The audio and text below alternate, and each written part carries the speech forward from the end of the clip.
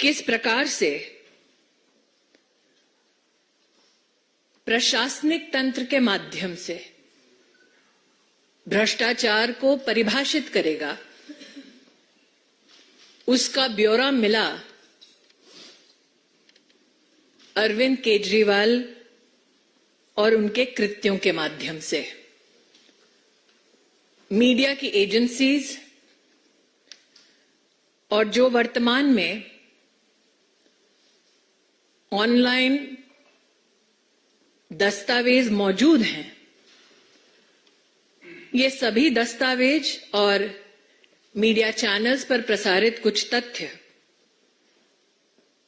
दिल दहला देने वाले हैं। आज कोर्ट में जब ये तथ्य प्रस्तुत किया गया कि अरविंद केजरीवाल द्वारा चिन्हित विजय नायर के सौजन्य से कुछ विशिष्ट शराब कंपनियों ने बैठकर शराब की पॉलिसी बनाई, तो अरविंद केजरीवाल जी के किसी भी वकील ने इस तथ्य का खंडन नहीं किया। आज कोर्ट में कुछ बैंक ट्रांजैक्शंस का विशेष उल्लेख हुआ।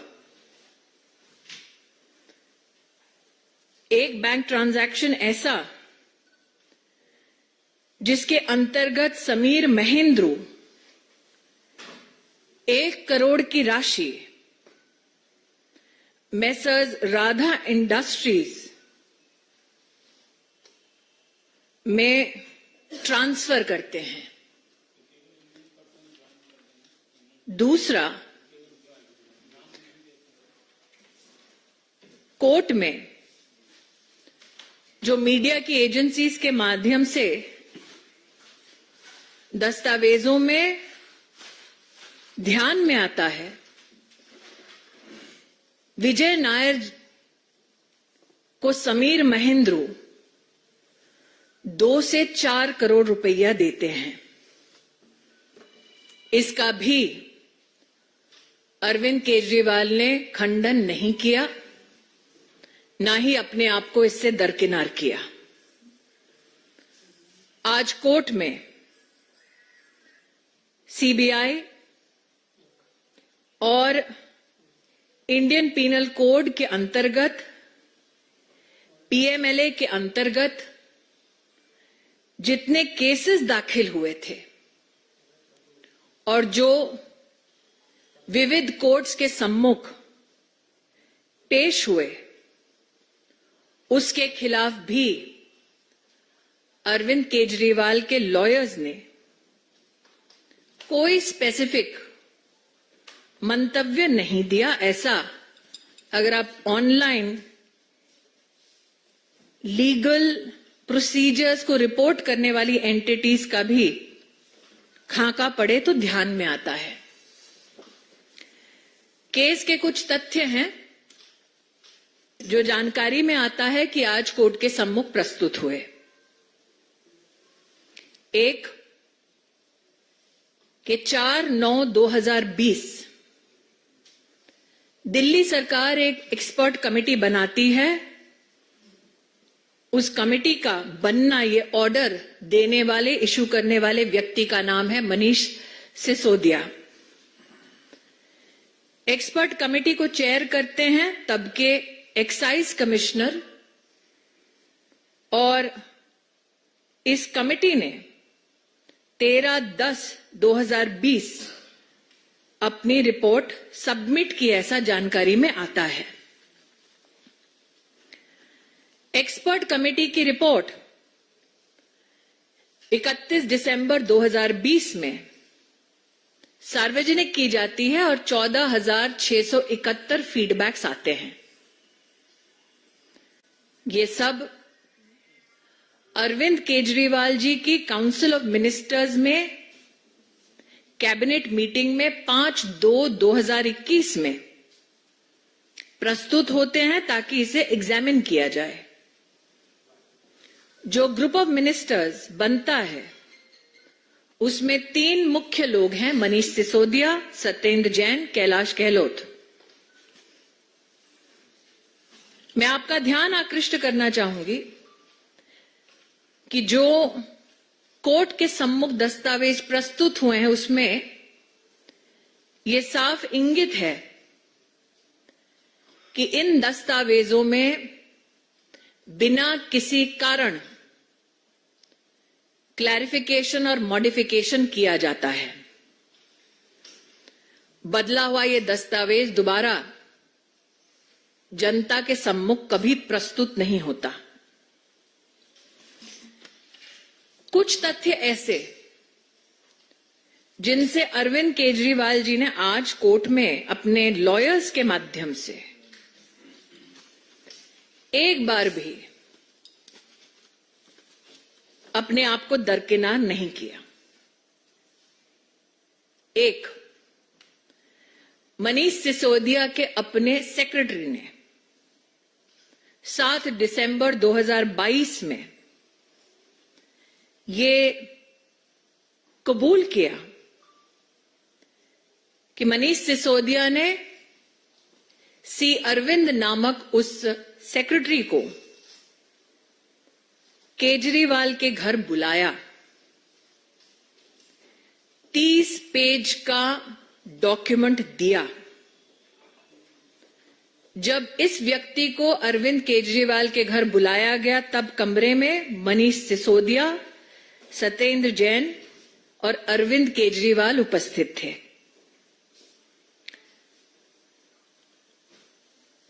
ये कहा गया है कि सी अरविंद मनीष सिसोदिया के सेक्रेटरी ने ये कबूल किया है कि मनीष सिसोदिया ने उनको इन सबकी उपस्थिति में कहा कि जो दस्तावेज थमाया जा रहा है वही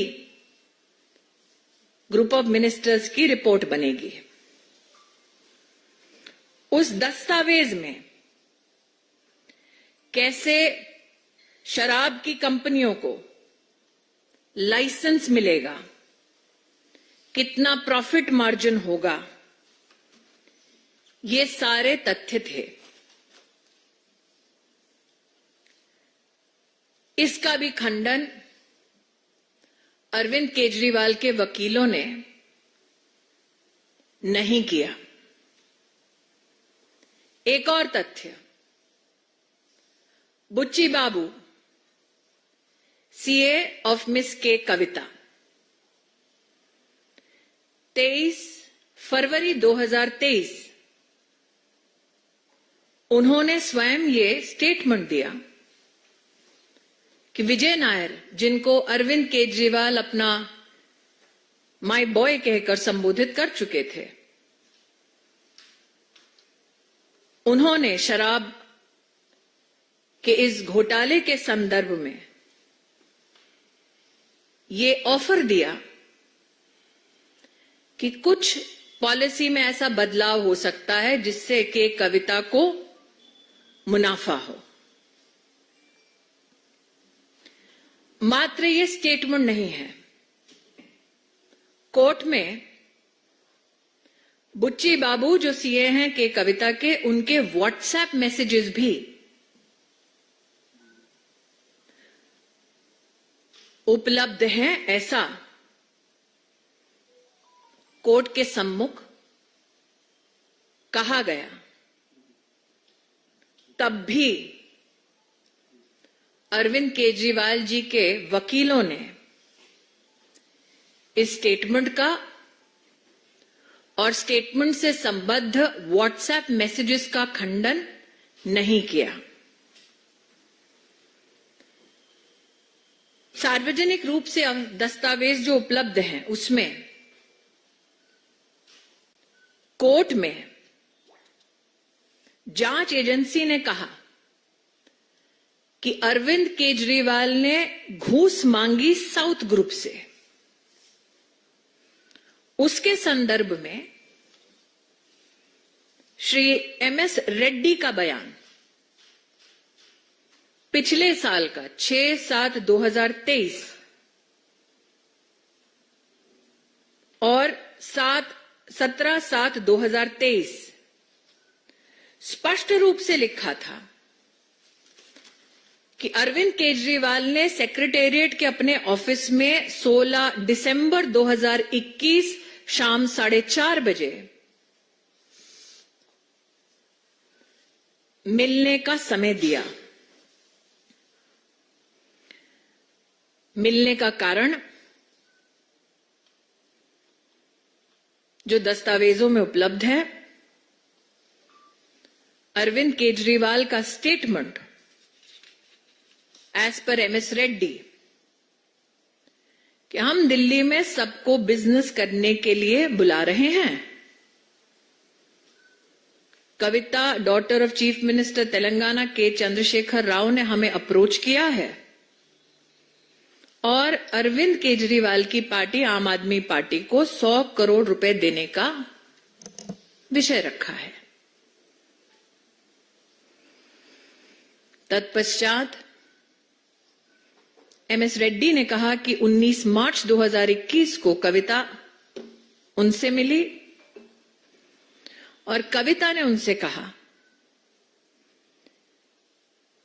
कि वो 50 करोड़ का अरेंजमेंट करे।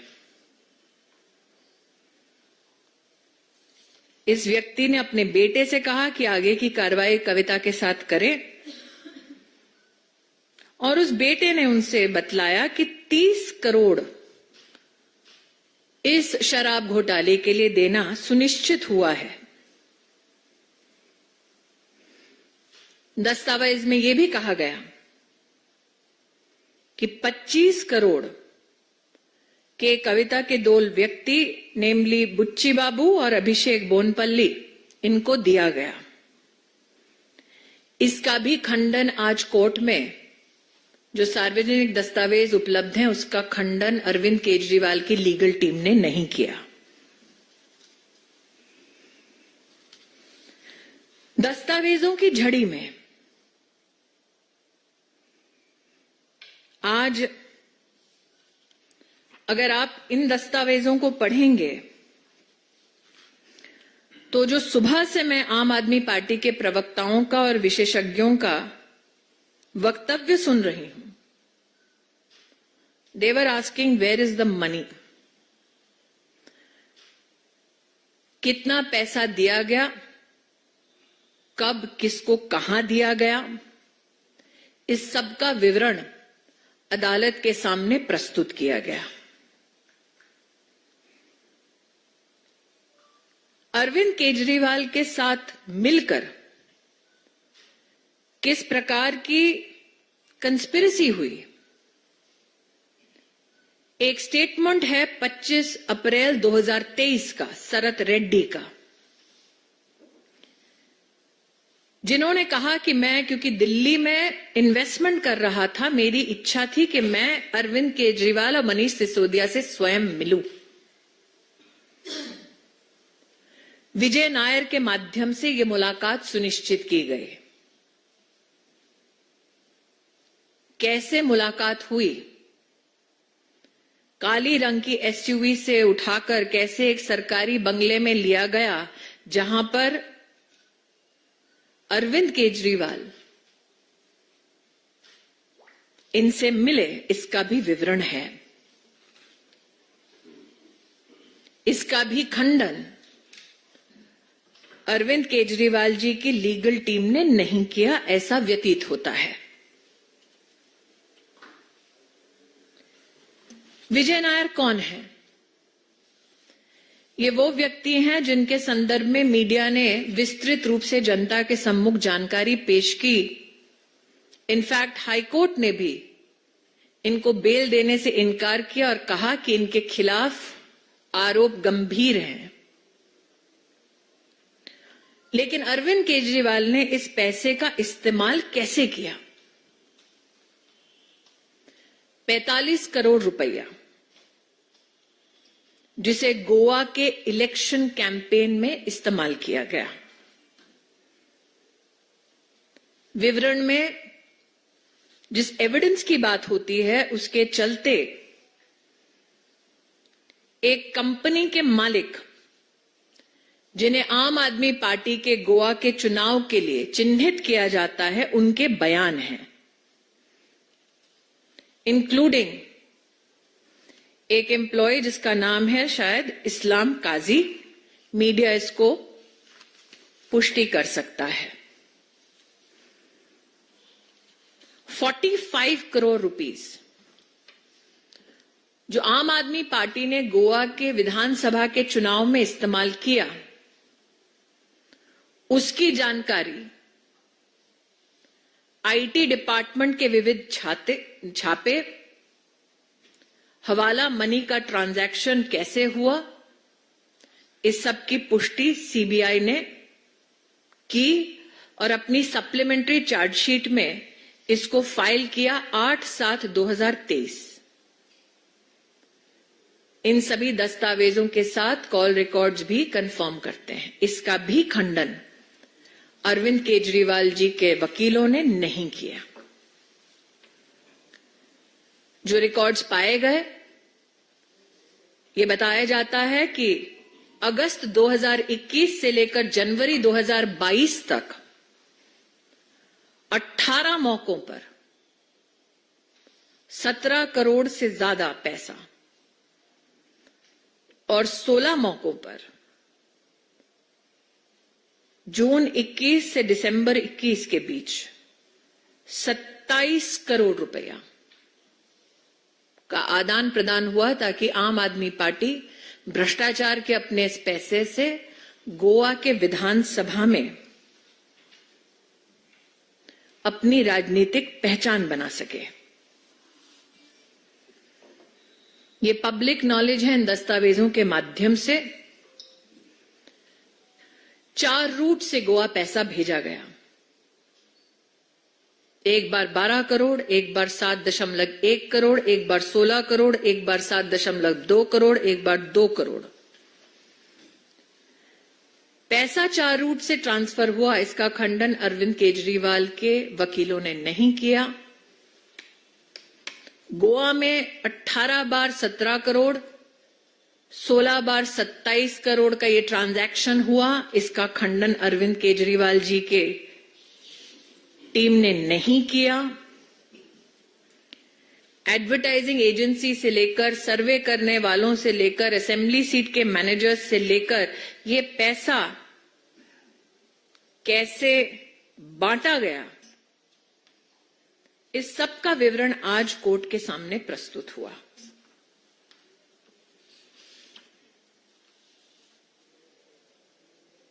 जो ये राजनीतिक ढोंग करते रहे अब तक,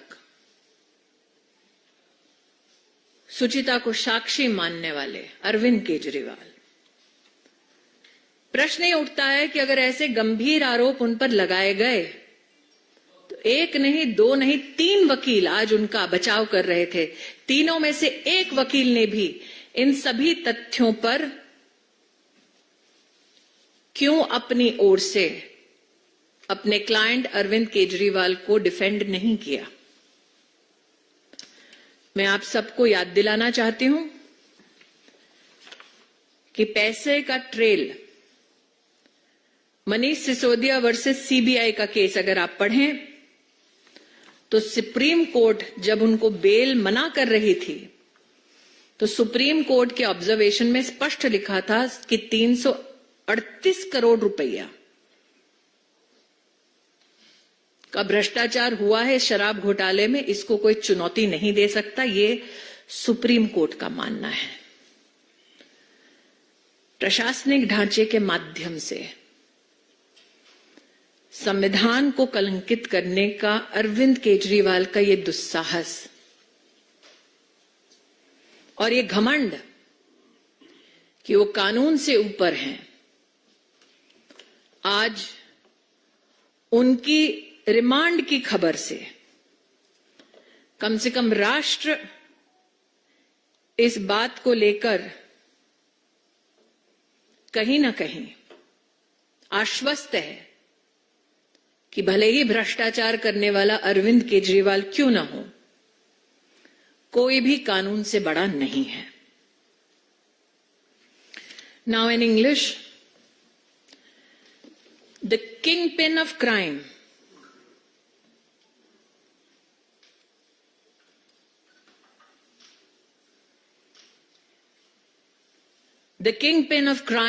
Arvind Kejriwal, is now sought to be finally brought to justice. Looking at reportage by all media agencies and details available online, including reportage by those digital entities that report court proceedings. This, as a Karyakarta of the Bharatiya Janata Party, are my observations. That before the court today, the investigation agency has unequivocally said that liquor companies were instrumental in framing and implementation of the excise policy, namely the Delhi excise policy for the year 21-22, famously called the liquor policy in Delhi. What is shocking yet is not only that this is an abject pronouncement of the evidence found, but it is also finding an illustration of financial transaction of various kinds. Today, as is now public knowledge, produced before the court was evidence which highlights how Shri Sameer Mahendru transferred 1 crore rupees to Messrs. Radha Industries, managed by Shri Dinesh Arora, ultimately to benefit in terms of onward transmission to Shri Vijay Nair. And that Vijay Nair, who Arvind Kejriwal once famously said is his boy, received 2 to 4 crore rupees from Sameer Mahendru. This fact was not refuted by Arvind Kejriwal's lawyers today in court. All the supplementary and main prosecution complaints which have been filed and on which the Honorable Court has also issued processes, none of those cases and their mention has been challenged by Arvind Kejriwal in court today. To just give a short background to the scam, on 4/9/2020, Manish Sisodia issues an order for the constitution of an expert committee which has to suggest measures with regards to the excise policy. That this expert committee places its report in the public domain on the 31st of December 2020 and receives over 14,671 feedbacks from the general public is also mentioned. There is a mention of the constitution of a group of ministers, but also uniquely there are mentions about how clarifications and modifications were made to the report without any justification. And on these modified documents, no public comments were sought. Across all television channels today, we have seen many representatives of the Aam Aadmi Party and those who have opined on this scam talk about the role of Arvind Kejriwal. his role in the policy formulation. There is a statement by the Secretary of Manish Sisodia, of course, freely hired by Manish Sisodia, C. Arvind, which is dated 7th of December 2022, where Mr. Arvind says that in March 21, Manish Sisodia called him to the residence of Chief Minister Arvind Kejriwal, gave him 30 pages worth of a document, which was a draft report, that at this said venue, at this said time, Satyendra Jain, Manish Sisodia and Arvind Kejriwal were present. Manish Sisodia then goes on to tell C. Arvind that this is the base document on which the final report is to be made. This document includes how licenses are to be given out to private players for distribution of alcohol and how profit margin was to be fixed at 12%. These points were never discussed in the GOM,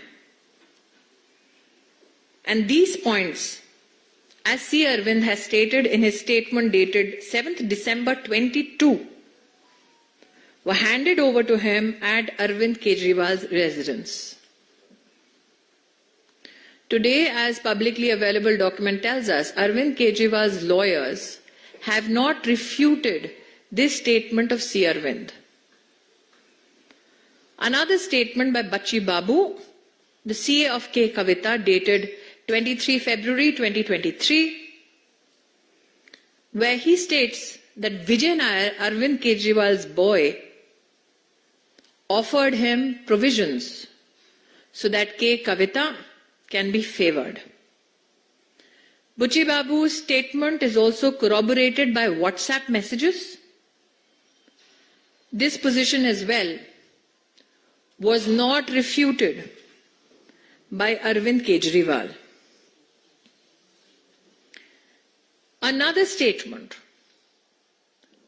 MS Reddy, in a statement dated 17/7/2023, has said that Arvind Kejriwal gave him time in the Secretariat office on the 16th of March 2021 at 4:30 p.m., where Arvind Kejriwal said he welcomes people to do business in Delhi, and regarding the liquor business,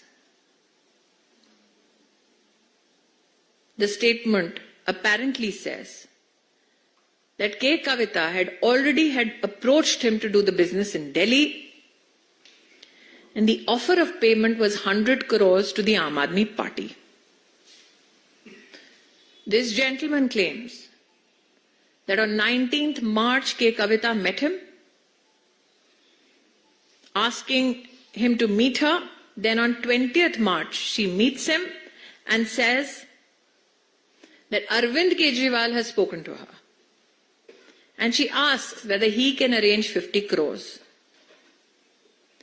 He claims since he is involved in MP daily activities, his son Raghav is told to further deal with K. Kavita. The son Raghav informs the father that he has agreed to pay 30 crores. मतलब सौदेबाजी की आप हद देखिए कि किसको कितना भ्रष्टाचार में डिस्काउंट मिल सकता है, उसकी भी चर्चा हुई. राघव का भी स्टेटमेंट रिकॉर्डेड 26/7/23 डेटेड 27/7/23 कंफर्म करता है कि उसने के कविता के 2 व्यक्तियों को 25 करोड़ का कैश दिया. इसका भी खंडन, this has not been refuted by Arvind Kejriwal's legal team today in court. That is what public documents tell us.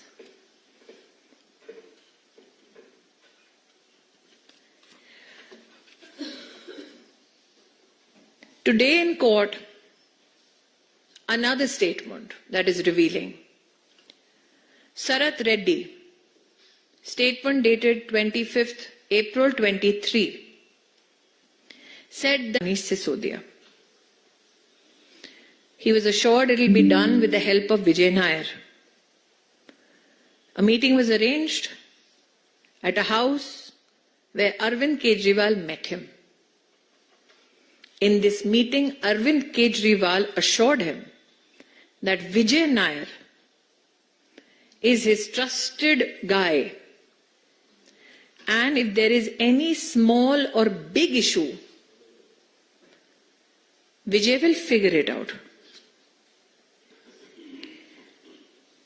Now, the issue of Vijay Nair and his participation in the liquor scam, if you look at the High Court observation when it refused to grant bail to Vijay Nair, the High Court held that the allegations against Vijay Nair are extremely serious in nature. The question is, all these described meetings were not refuted by Arvind Kejriwal's legal team today. One at the Secretariat, one at Arvind Kejriwal's residence, one in a bungalow with Vijay Nair by Arvind Kejriwal's team. Now, the role and utilization and the proceeds of crime. 45 crore rupees received as bribes from the so-called South Group to be used in the election campaign of the Aam Aadmi Party in Goa in 2021-22. Statements, IT raids, call records confirm that from 4 routes, money was transferred. Once 12 crores, then 7.1 crores, then 16 crores, then 7.5 crores again, then 2 crores. Records also apparently state that on 18 occasions between August 21 and January 22, 17 crore 38 lakhs rupees was collected, and between June 21 and December 21, on 16 occasions, a total of 27 crore rupees was collected. How was it distributed? It was distributed through ad agencies for campaign to area managers, to assembly managers and survey managers.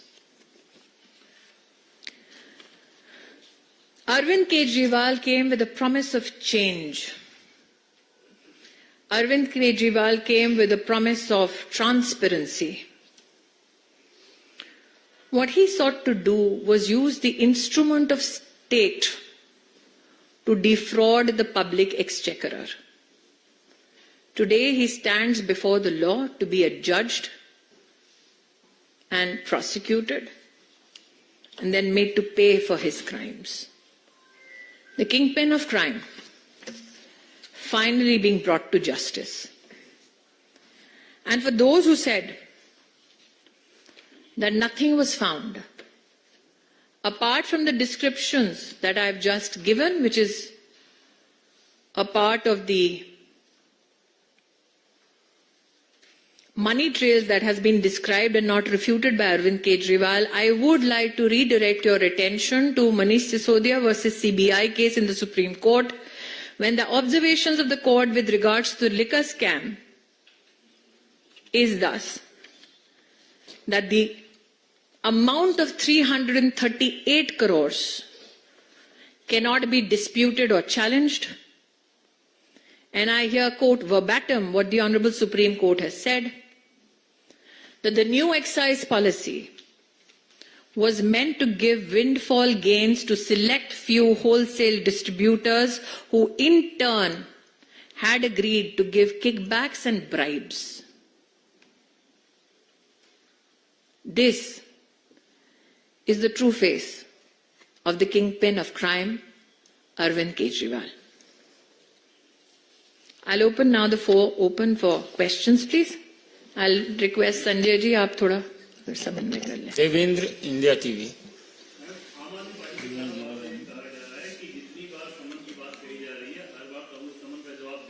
समन का जवाब देने के लिए समन नहीं दिया जाता, समन के संदर्भ में पेश होने का कानूनी प्रावधान है. विनीत.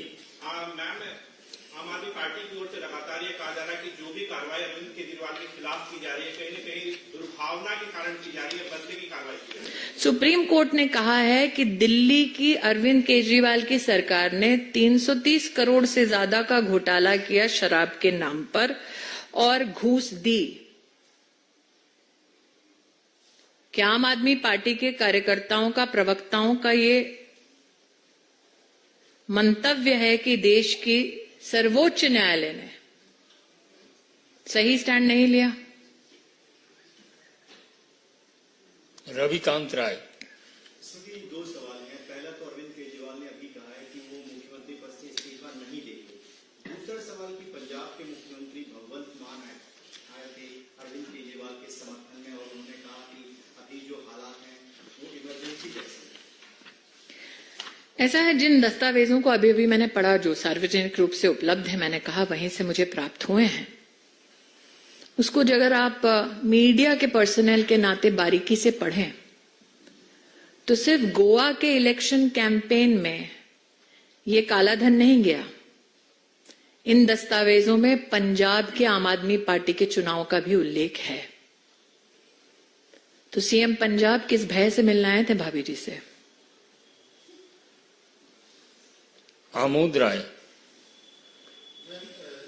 पूरे प्रकरण में जो सबसे महत्वपूर्ण बात है कि पहली बार ऐसा हुआ है कि सिटिंग सीएम जेल जा रहे हैं या कस्टडी में जा रहे हैं, तो आपको लगता है कि ये नई संवैधानिक चैलेंज है, इसको उम्मीद करना चाहिए, उनको इस्तीफा देना चाहिए? मुझे लगता है कि उनकी निजी संवैधानिक पोजीशन क्या रहेगी उस पर वही बेहतर टिप्पणी कर पाएंगे, लेकिन ये कहीं ना कहीं उन लोगों को भी आक्रोशित करता है जिन्होंने अरविंद केजरीवाल पर विश्वास किया, जिनमें से एक का नाम अन्ना हजारे है। Yatindra.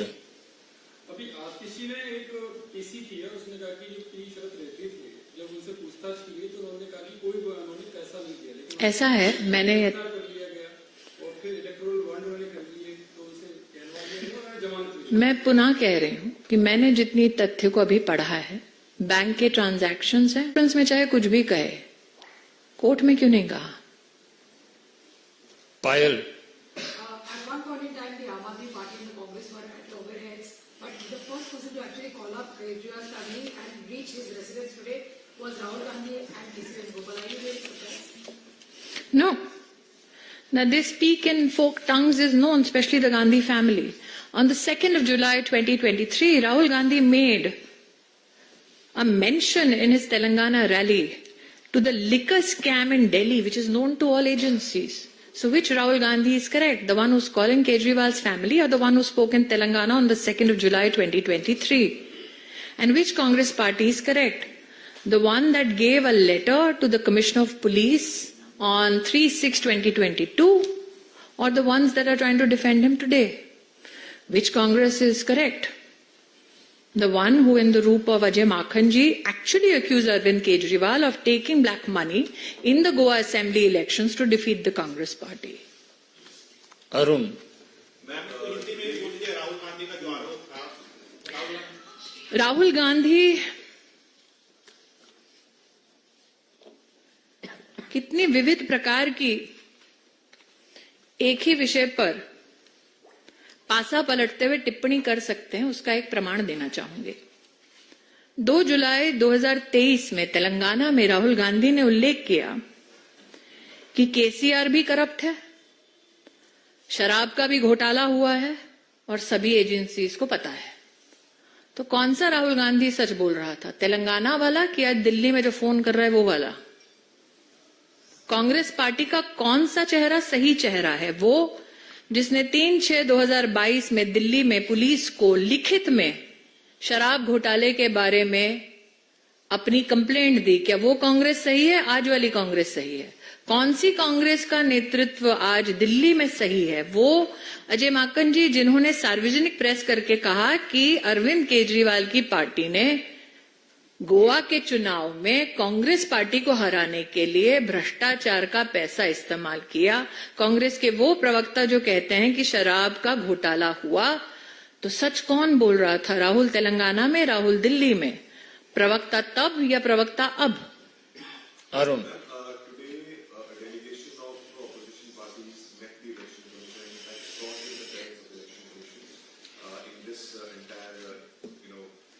against Arvind Kejriwal and the arrest was perhaps it seems to be a glue becoming for the opposition parties, the arrest of Arvind Kejriwal. It's interesting that you use the word glue for the opposition parties that went before the Election Commission today.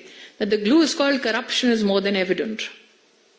But what is also interesting, and I'm not a student of law, is that an officer of the court who had just presented himself before the court goes to the Election Commission to bring the court under pressure. So corruption is the glue that brings them together. What is fascinating is all the details that I've given you are partners of the India Alliance who are transacting between the South and Delhi government. So no wonder everybody ran. Because when the dominoes falls, who knows where it lands? But again, it is for legal luminaries to opine on why an officer of the court, after presenting himself on behalf of a client before the court, then goes to the Election Commission to suppress the majesty of the court. देखिए, चुनाव आयोग में जाकर एक ऐसा व्यक्ति बोल रहा है जो चुनाव आयोग में प्रस्तुत होने से ठीक पहले कोर्ट में प्रस्तुत था। कोर्ट में वकील के रूप में अपने आप को प्रस्तुत करने के बाद जो मैंने मीडिया में देखा है जजमेंट रिजर्व था, उस अवधि में वो व्यक्ति जाता है और इलेक्शन कमीशन पर जाकर दबाव बनाने का प्रयास करता है ताकि कोर्ट उसके दबाव में शायद कुछ बोल दे या शायद कुछ कर दे। तो जो देश की कानून व्यवस्था से संबंधित विशिष्ट लोग हैं, ऐसे वकील साहब के बारे में उनकी क्या टिप्पणी है वो तो मैं खुद रुचि रखूंगी सुनने के लिए। लेकिन ये गठबंधन चोरों का है, ये हम पहले भी कहते थे प्रवक्ताओं के नाते, आज उन्होंने प्रूव कर दिया। किसके लिए गए? उसके लिए जो शराब के घोटाले का सरगना है, जिसके खिलाफ बैंक का transaction, call record detail, policy instrument और कई लोगों का एविडेंस बयान है। तो जुडिशरी को सप्रेस करने का ये उनका प्रयास निंदनीय है।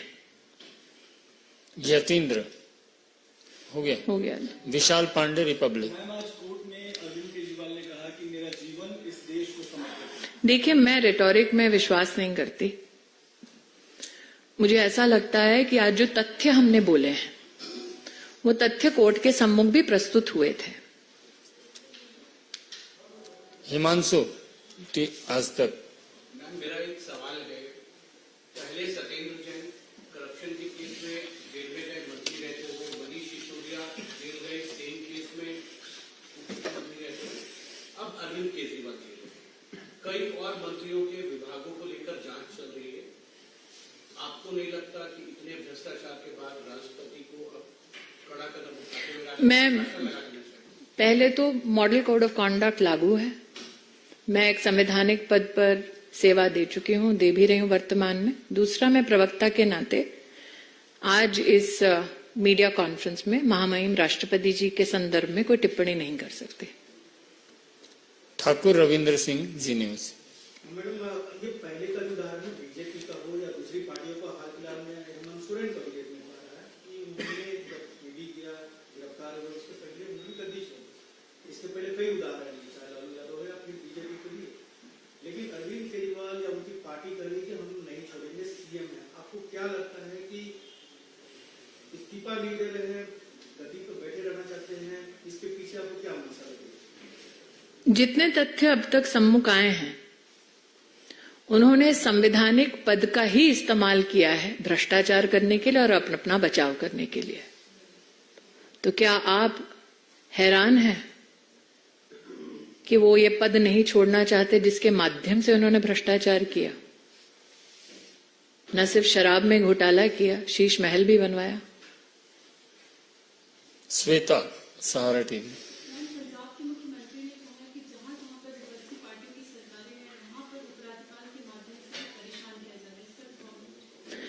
मैं पुनः कहती हूं, अभी जो मैंने दस्तावेज पढ़े जो कोर्ट में पब्लिकली अब अवेलेबल शायद हुए हैं, क्योंकि मैंने तो मीडिया के माध्यम से पढ़े, उसमें सिर्फ गोवा के इलेक्शन कैंपेन को ब्लैक मनी से फाइनेंस करने का उल्लेख नहीं है, पंजाब का भी है।